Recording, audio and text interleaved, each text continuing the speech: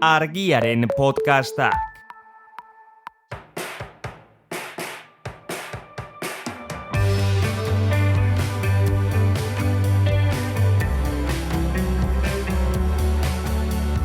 Menda Bikoitza, Garbine Larrearen podcasta.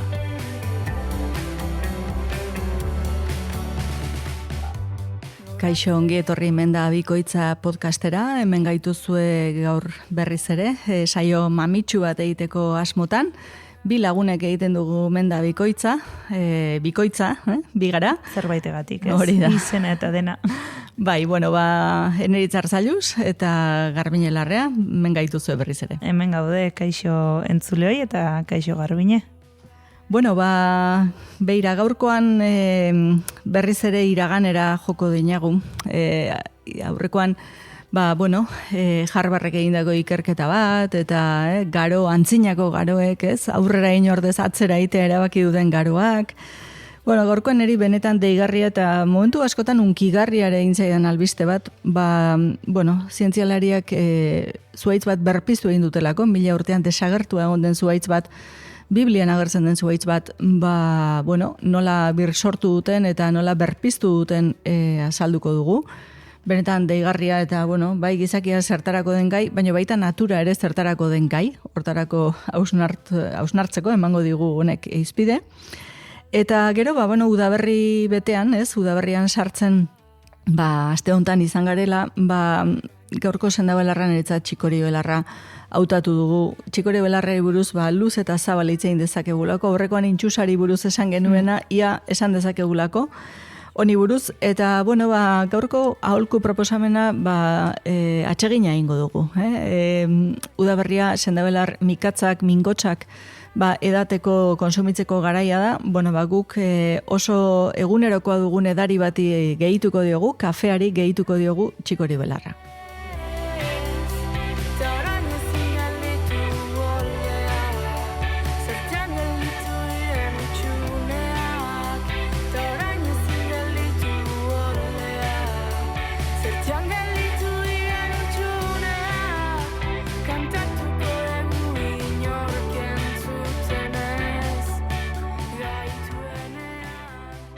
Kaixo Garbine, hemen gaitun berriro, beste aste batez, honezkero gure saioaren egitura pixkat ezagutzen duenak bazakin lehenengo ataltxo honetan kontu bitxiak, eta bi astean behin, batzutan alde batera jotzen dinago, bestetan bestera, eta gaurko honetan ere albiste, nik bitxi esan dinat, baina berezi batekin ator, sarreran aipatu dun, hitz egingo dinago berpiztu duten zuhaitz bibliko bati buruz. Hoixe dun, titularra hoixe dun. Bai. Eta hau, ez dun brometako kontua, Bai, nik askotan albiste deigarri edo bitxi gisa jasotzen dizkina, baina berez natura dun, holako lezioak ematen dizkiguna, behin da berriro, eta iruditzen zaidan, horrek leku bat merezi duela, eta, baita ere aurreritziak desera ikitzeko, ikasi ditugun gauza asko desikasteko ere, balio digulako honek, ez? Hau berriro ere zientzialariak egin duten lan izugarri bat dun, baina aldi berean naturak egin duen lan izugarri bat ere. Bien uztarketa bat ikusten dinat nik hemen. Elkarlane. Bai, hala ematen din.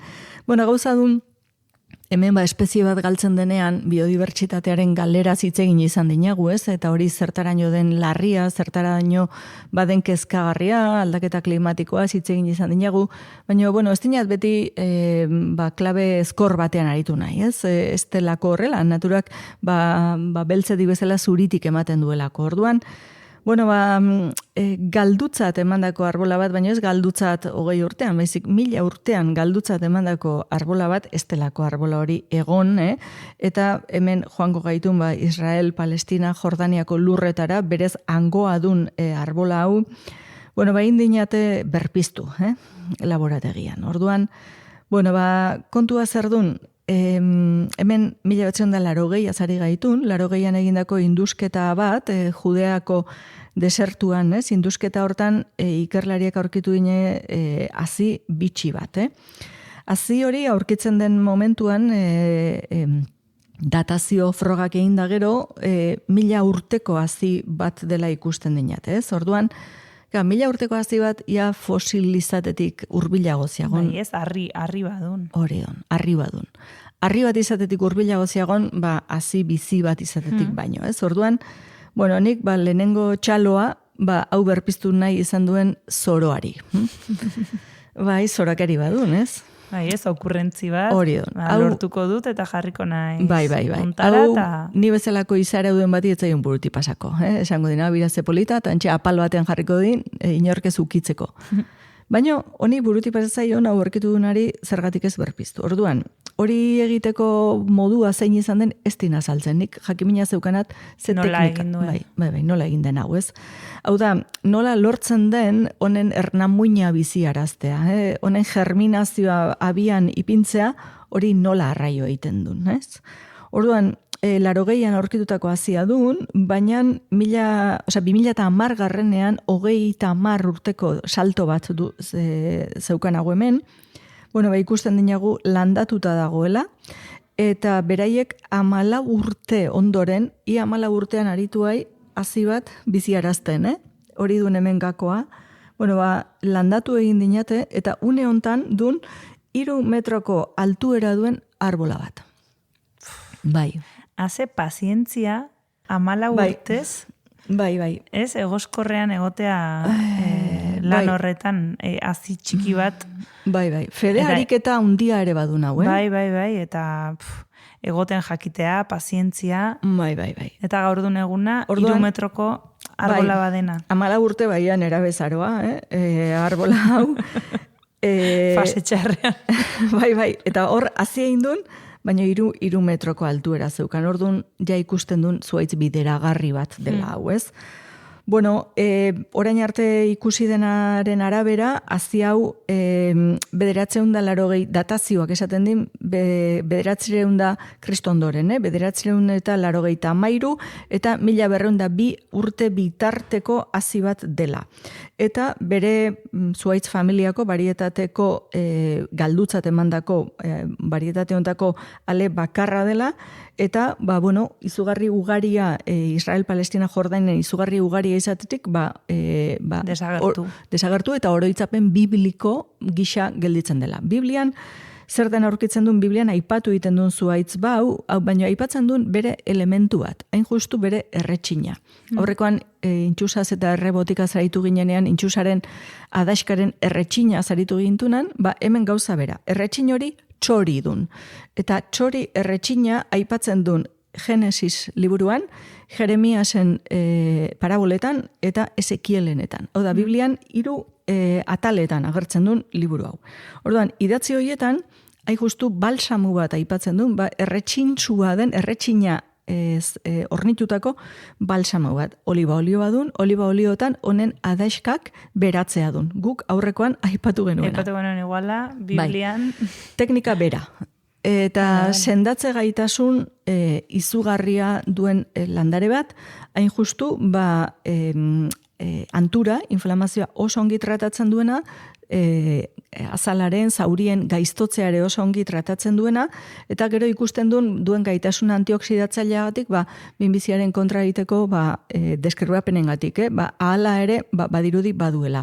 Ikusten duen arbola aberatsa duen triterpenoide pentaziklikoetan, hauek ez ditun oso sarri aurkitzen naturan, horregatik duen zuaitz bakanetako bat, hau duena, eta gero ikusten duen bere ostoetan eta dasketan eskualenoa duela. Eta eskualenoa gaur egun kosmetikan, borroka zeagon nundik lortuko eskualenoa, karo, ez duen gauza bera landare txiki bat izan, edo arbola izan. 3 metroko arbola batek ostaje handia din.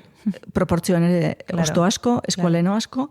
Antioxidatzaile eta azalaren leungarri bikaina duen, orduan zauri bat sendatzeko behar dunan badun hori, antioxidatzaile kopuru handi bat, baina baita ere gero azalaren leungarri lan egingo duena. Niretzat albiste arraro deigarri, zalantzari da. Kategoria hortan, zegoen, baina niretzat baita ere ate bat irikitzen din, galdutzat eman ditugun espezieekin zelan egiteko dagoen. Hazi bakar batek begira ze iraultza ekarri duen. honekin, hazi batekin, orain esan dinagu 3 metroko arbola bat lortu, edo hazi dutela, ja urrengo pausoa izango duen arbola honetatik beste batzuk, ez? Ugaltzea, hori pentsatzen dina ja berak haziak ematea. Beste urrats bat izango dela, ez? Berak hazi gehiago eman, hazi horiek ere ugaldu daitezen. Oraintxe momentuan 3 metroko arbola bat. Zegon ondo zainduta. Irudiak ikuste baldin baditun, inork ez din antzemango arbola horren prozesua, hiri arbola arrunt bat. Nik ikusiko banean, nian nabarituko. Ez, nik laborategiko argazkiak ikusi ditudanean, hor ikuseinat, hau beira nundik datorren, ez? Baina gero egokituko duen bere leku naturalera, eta bere leku naturalean egingo duen bidea, ikesan dunan bide hori duen, ez? Bai, hazi hori edatzea, eta gero hazi horren arrakasta, hori berriz zuaitz izan dadin, eta birnaturalizatzea nunbait, beraiena den leku hori. Baina hori ja naturaren esku geldituko unan, ez? Edo ezakina zenbateainoko esku hartzea. Gure esku hartzea erabatekoa. Ja. Nire ustez, hasieratik ala izan duen, guk pentsazan gaur egungo gure paisaia zuaiz arbolak basoak ikusten ditugunean paisaia kulturala dela, guk esku hartzea alde guztietan zeukanagu, eta hemen ere ala izango duen. Hau naturalera batean gizakiak segituko din kontrolpean eukitzen, eta ingo din baso naturalizatu bat. Eta etzaian gaizki iruditzen, azken batean ari gaitun gaitasun terapeutiko handia frogatu duen zerbait berreskuratzen, eta gizakiak urte luzez eta lekukotzak zeuzkanagu erabili duen zerbait dun. Orduan, ate hau irekitzea eta itxaropentsu izatea, ez, galdu diren espezieekiko garrantzitsua duen. Eta berriz azpimarrepini nahi nat bukatzeko hontan, haziak zaintzea ze garrantzitsua den. Olako ia fosil jaden hazi batekin hauein baldin badezakegu, galtzera doazen hoien haziak jaso ditzagula. Menda Bikoitza, Garbiñelarrearen podcasta.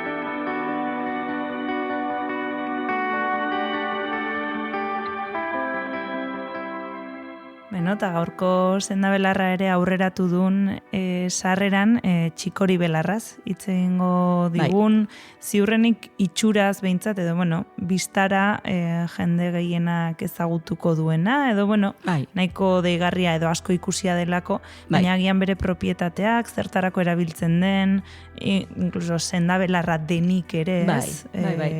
Agian askok ez diten jakingo. Belartxartzat jota ziagon, belartxarren artean ezagunena seguru asko, guk 12. saioan hitz egin genian, txikori belarri buruz, eta hau aurrekoan intxusarekin eginda bezala, iruditzaian sakontzeko gaia dela. Batetik, ontsa esan dunan hau, ez? Hau ere desikasi beharreko zerbait delako, haina arrunta dena gure artean, hain ikusia, ez dugula pentsatu ere ingo sendabelarra denik, ez? Eta badu sendabelarra eta izugarrizkoa gainera. Eta sakun ofizinale landareari buruzari gaitun, txikori belarrari askok pixabelarra esaten zien, Guk pixabelarra beste varietate bat ezagutzen dinagu izen horrekin, orduan, Euskal Herrian izen ezberdina izkin kardabera dun oso ohikoa baita ere, begira kardabera azkalea, aitaini lilia, txikori horikatxa, badizkin hainbat izen. Baina izenak adina sangoniken erabilerak dituela. Eta hau ere, lorea izan, ostoa izan edo sustraia izan, ahi gaitun oso atal ezberdinetaz eta izugarri emankorra den landare batetaz. Orduan, mugatze aldera, gaur sustraia zitze ingo dinagu, eta azalduko dinagu zergatik sustraiaz, baina, niretzat, potentzial izugarria duen landare badun, eta oso eskura daukaguna, niretzat, baita ere ikusten dinagu lurraren erosioari aurre egiteko oso landare egokia dela. Berak dituen gaitasunak, hau da, hormigoi zirrinda estu batean sortu, jaio, garatu, lorea bota, hazia bota, hau da, prozesu osoa egin, ugaldu, eta hor lurra nundago, ez? Ze sakoneratan dago lurra. Askotan ikusten dinagu landare koskor bat kanpoan, biztan txikia, eta gure besoak adinako sustraia beherantz. Bera. Orduan, gaur sustrai horri begiratuko zionagu, loreaz ere hitz egitea zeukanagu beste batean, ostoaz ere hitz egitea zeukanagu, orduan, hau esaten denean kontzeptu gisa, ez, landare batzuk badirela beraiek, bere osotasunean hartuta botika bat, intxusarekin esaten duen, bueno, gauza dela aplikazioetan sakontzea eta ez joatea beste 5-6 landareren bila. Orduan, bueno, udaberriko gibel garbiketak, ez? Aurrekoan ere, hau izpide izan geninan, gibel garbiketa bat egiterakoan landare honen konplexutasun guztia ezagutzen badun, urte batzutarako, hau da, udaberri batzutarako lehengaia badaukan, landare bakar batekin. Eta, bueno, haure badun, gaur egungo konsumokeria eta bueno, horren aurrean, netzat desazkunde bide bat, landare bakarrari begira jozu, baina arekin egin dezakezun guztia hor sakondu, gelditu hor. Ikesan izan duen badirela bizitza guztian landare batekin lan egiten duten justu. Dutenak aukeratu bat eta erabilera anitzak eman, bere partez berdinak landu eta... Eta gaur, hemen bazekinat bueltatuko garela landare honetara, gaur hasiko gaitun behetik, sustraitik hasiko gaitun. Eta sustraiari emango diogun erabilera, ez dun berria izango entzule askorentzat, baina akaso nik planteatuko dudana bai dun berria o berritzailea. Eta, bueno, baliabide oso eskura daukagun baliabide bat dun, niretzat oso eskerronekoa den landarea, eta, bueno, baita ere puskatu behar dinagu ideia absurdo bat, ez? Hau da, zenbat eta gehiago ez dela hobea, ez? Hau da, asko daukagu orduan hain ona izan balitzetzen hainbeste egongo, nik gauza hauek askotan entzuten dizkinat. Eta hemen zeukanagu horren kontrako norabidean, atzerritik ekarretako landare bat, honen erdia ere balio ez duena, garesti saltzen digutena, beti pilulatan saltzen digutena, eta horri fede itxua zionago, ez? Orduan den, aurretiko intxaurrak 14, ez? Ez dakizu landare hori zertarako den gai, ez dakizu bere ingurune naturalean zer den ere, eta aldiz siniste duzu hori pagotxa dela zu sendatzeko. Eta ez da horrela, eta hankapean egunero zapaltzen ari zaren txikori belarra, da 1000 aldiz indartsuagoa eta hobea. Bueno, niko horri leku, honi eman aizionat leku.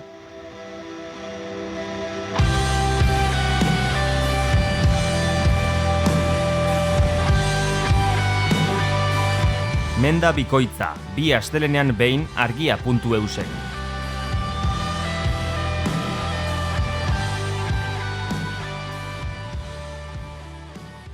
Beraz, txikori belarraren sustraiak, baina nahiko erabilera gustatu polita, ez?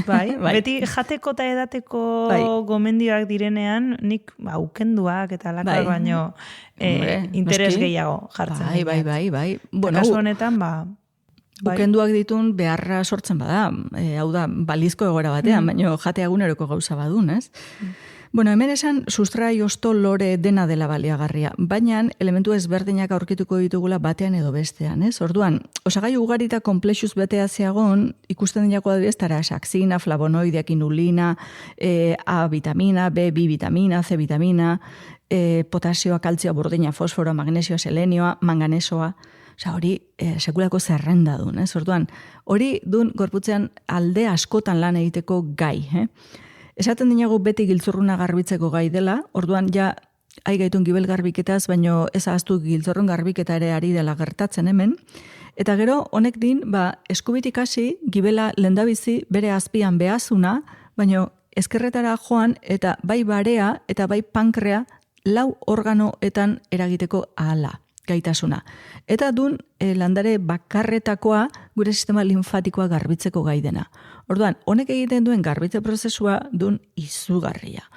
Eragiten duen, gorputzean harrapatzen duen eremu hori dana, ez? Haundia dun. Orduan, zein den gakoa epe luzean egitea. Denborazkoan hartzea. 3 hilabete gutxienez, udaberri osoa. Zaukan beste batzuekin esan izan dinagu 9 urrenak, edo hasi eta bukatu, adibidez, Pasmo Belarrarekin bereziki azpimarratu genina, baina beste batzuekin ere baditun. Honekin epe luzea. Epe motxik. Zergatik, ikusten dugulako hemen fondoko lan bat egin behar dela, ez garelako organu batetaz ari garelako sistema ezberdinetaz, ez? Orduan, hemen kontu zibili behar eginagu, gibel edo behazuneko ezintasun bat badago, harriak baldin badaude behazunean, harria badaude giltzurrunetan kontuz horrekin. Hor litekena duen, gu gomendatzera goazen posologia hau edo proportzio hau pertsona askok ezin erabilia. Zeharka, aipatu nahi dinat, digestio geldo astunak egiten dituenari, baina baita azalean pikorrak, aknea sortzen zaionari, honeko hone ingo diola. Hain justu, giltzurrunak, gibela eta sistema linfatikoa ari baldin gaitun gure diana gisa hartzen, ez? Hor lan egiten, zeharka azalean nabarituko dinagu onura. Orduan, niretzat badun udaberria berez sasoia odola astoratza zaiguna, baina gibelari alako laguntza plus emateko momentua. Eta esango dina gaina momentu bakarra. Ni urtean zehar, ez naun beste ezer egitean aldekoa, baina udaberrian beti egin. Eta pentsatu, udaberri bat ez dela nahikoa, guri irakasleak esaten ziguna, naturopatiako irakasleak, 7 udaberri behar txirela. 7 udaberri jarraian, alako garbiketa, edo alako... Bai. Zaintza momentu batekin. Hori dun, ikuspegi horrekin. Eta hau aurre zaintza dun, eta osasunaren aurre zaintzak ez din fama hundirik, beti gaixotu arte itxoitea, ala zeukanagu, ez? Ez gauden ohituta haine peluzera hitz egiten, ez? Ez. 7 urte. Biziko algara. 7 urte. Zertarako hasi 7 urteko gauza. Bai, 7 udaberri, baina nik esaten baldin badina, 7 udaberri ondoren, gorputza dukiko dunala, batipat odola, linfa, sari gaitun oso elementu garrantzitsu eta ez, eguneroko gorputzaren funtzionamenduan ongizatearekin oso lotutako elementuak, nik oso garbi zeukenat, eta gero hemen denok egona edinagu ederrez, azalaren barrutik egindako lanketa hau, krema gutxik, produktu gutxik lortuko diten kanpotik, hori oso evidentea dun, egin duenak bazekin. Orduan, zein izango duen proposamena? Bira, askok nola kafe hartuko duten gozaltzen, eta esango dute, nola nik pareta belarra hartu, edo nola nik sendabelar mingotxak, ez negakina adibidez, zein baino zein zailagoak. Hagu oso gauza erreix bat planteatzera goaztin. Eta duen, kafearen ordezko edaria. Eta txikoria esan dakoan askok, txikori paketia zeukanate buruan. Bai, ez botatzen, kafeari askotan botatzen zaion hori, edo kafeari botagabe ere soluble bezala, txikoria erabiltzen duen, esnearekin, kafea ez hartzeko, ez gaitun berdinazari. Bai eta ez, zer gertatzen zaigun, guk hori nahi dinagu, nik hori proposatuko dinat, baina gaur egun komerzializatzen direnak begiratu bertzionagu letra txikiari, eta 100% taresakun ofizinali edo beste landare bat aipatuko dinat orain, 100% txikorion indibus ez ditun. Ik irakurtzen badun zer daukan horrek askotan zeukan eskurraren irina, garagarra, ditun 4, 5 edo 6 elementuren nahasketa bat ez direnak txikoria. Txikoria utxik aurkitzen badun, noski baietz. Berdin zaian solublea, hau da liofilizatua izatea, baina 100% txikoria. Jundan urtean ikastaro baten bueltan lortu genean bat, iparraldean, hango marka bat erositakoa, esan genean, ostra, hau bai bada benetakoa, bada terapeutikoa, baina ostra, hau zaporea daukana. Karo, bestela botatzen dizkioten guzti horiek, gehigarriak goxotu egingo dira. Bai, goxatu, aroma emak, kremosidade eman. Oso garratza. Bai, eta izan behar din garratza, eta hau duen gainera gozagarririk gabe hartu beharreko. Hau oso puntu garrantzitsua duen. Ezin zionagu bota, ez. Ez errez, estebiarik ere ez, azukrea etxaiaren zat izan da dela. Orduan, gozagarriak inbehar ditun ahaztu. Hain justu zapore mikatz mingotx hori duen, hauan behar duguna. Sustrai hauekin zer egin izan dinagu? Xigortu. Eta hau duen kafera hurbiltzen dituen elementua, ez? Orduan, sustraia txikori belarra ukeratzen badinagu, lore horia duen, landare hau, begira, inberko geninake lorerik gabe dagoen momentuan. Askok esaten dinaten negua bukatzean, nik nola urte guztian daukagun urte guztian zegoen egitea, baina egia du zaporea aldatzen joaten dela. Esaten dinaten negua hotza denean bereziki izotza egiten duenean neguan, landare honen sustraiak uzkurtu egiten direla. Zentzua dine, lur barruan nik irudikatzea izkinat uzkurtzen. Uzkurtzen direnean, sustantzia batzuk sortzen dituztela, inulina bereziki, zuntzau oso interesgarria duen esteko mikrobiotaren zat, gaur egun gerote ikerketa gehiago zaudene, inulina hau isolatu eta garesti saltzen, justu landare ontati datorrena. Hotz horren ondoren, zaporea netzat atsegina duen. Lorea ja botea duenean, zaporea aldatzen juten duen. Orduan, askok esaten dinate, sustraioiek neguan loaldiaren ondoren dirala interesgarriak, ez? Vale. Beste batzuk ditun kontrakoaren aldekoak, hau da kontrako teoria dun, udaran ondoren, uda, lorea botadin, azia botadin, beherantz hasten denean izerdia udazkenean, orduan gustatzen zaiene. Eta, sustraia, zaporea giadun ezberdina dela. Orduan, hemen mokofinak direnak, edo, propietateak ikusi nahi dituztenak, nik nire formakuntzan barruan 4 urtaroetan atera ninan, eta 4etan probatu. Orduan, kontua dun, inberdunala sustraia atera, ez tiraka noski, gomendagarria dun euria inbadu 3-4 egunean, lurra bigun dagoela. Errexateratzeko. Ni lur oso gogorretan da ez naunazten eten egiten dunalako, gustatzen zaizkidan koskak, espondak, alako lekuak, eta hoietan 2 puntako aitzurra izaten duen, horrekin tira, kanpora askatu pixka bat, eta xoabe, bueltako lurrak kenduz, sustrai hori atera. Hori ura eta zepilo batekin garbitzen duen, eta inbar ditun xaflak, txamponen xaflakoak. 10-20 sentimoko txampona bezin finak. Eta xafla horiek lehortu.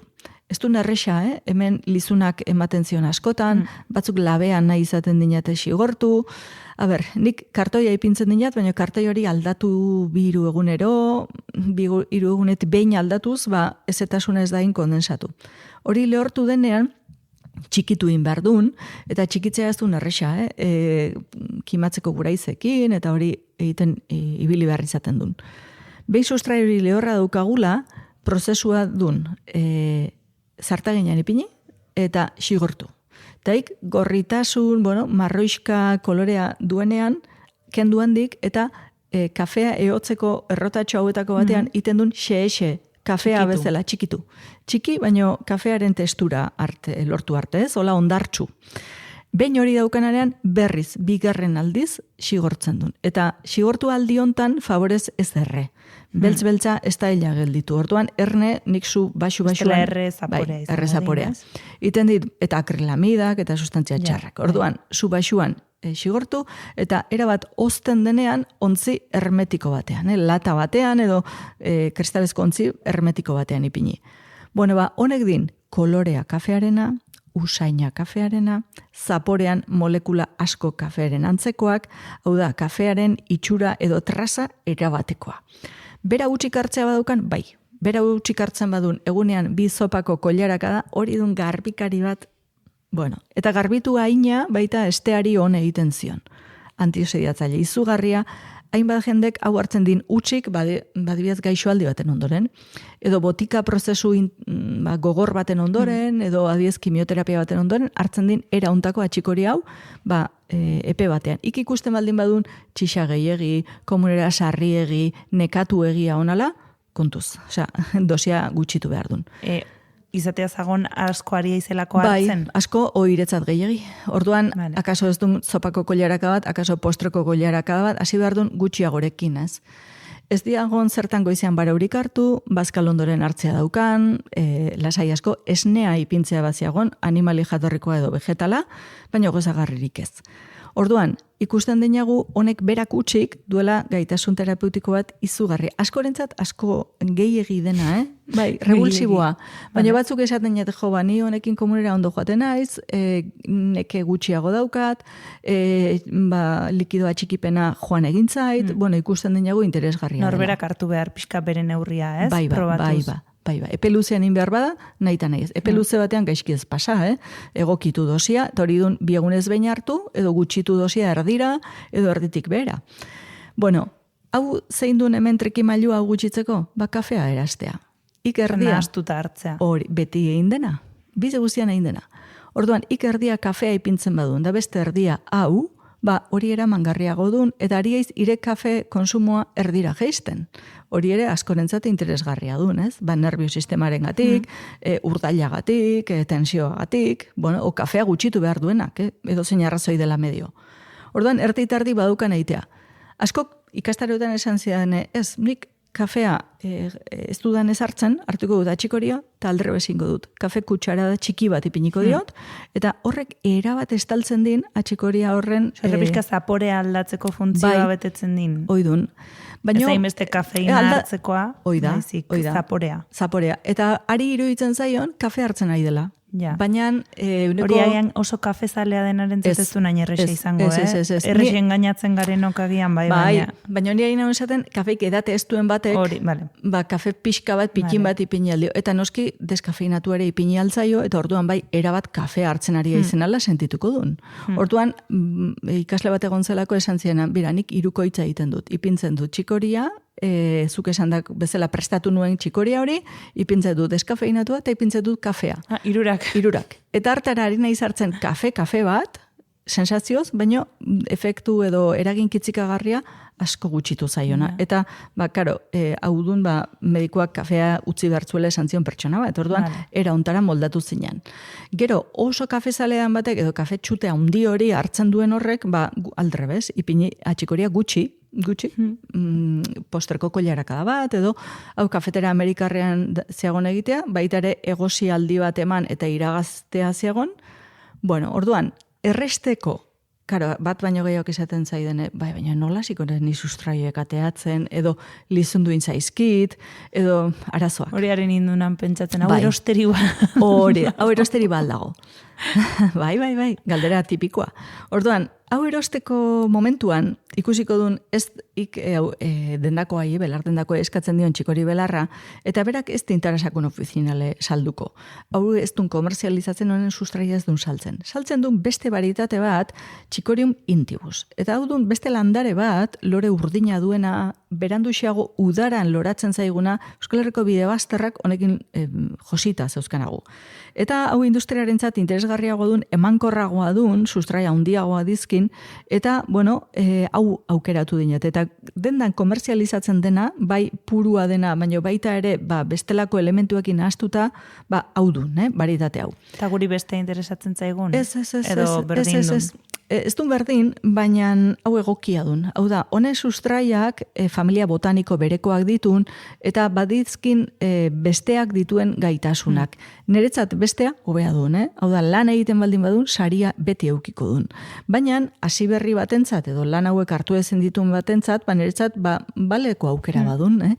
Orduan, belardendan erosi txikoriun intibus sustraia, hori bai komerzializatzen dena, ze abantaila dukan? Egoki lehortua, txikitua, orduan, nik erosten dizkinat, irulau. Eta hori zuzenean, zartagian tostatuko genean, eta prest, txikitu eta prest. Oida, irulau pakete erosten dizkinat, hasialdi batean deixente xigortu, erosi bezin pronto zartagian ipini, xigortu, gero eotu edo xe-xe egin txiki-txiki, eta berriro xigortu.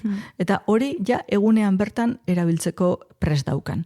Eta horren epe luzeko, hau da, udaberri guztian, erabilera bat egiten baldin badun, askotan otorduen ondoren, ez goizean baraurik, goizean baraurik jende askorentzat hau gehitxo duen, gorputzak gehiegi aktibatzen ziren depuraziorantz, otordu ondorenean oso eramangarria duen.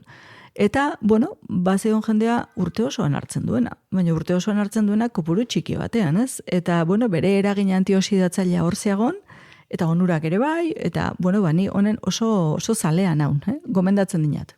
Hortxe utziko dinagu gomendioa, ea jende animatzen den probatzera, eta gero kontatzen diguten, beti izaten dinagu, ez? Hemengo gomendioa, norbaite probatzen badituta kontatu nahi badigu zer moduz joan zaion, mendabikoitza bilduargia.eusera idatzi, eta gustora irakurriko dugula.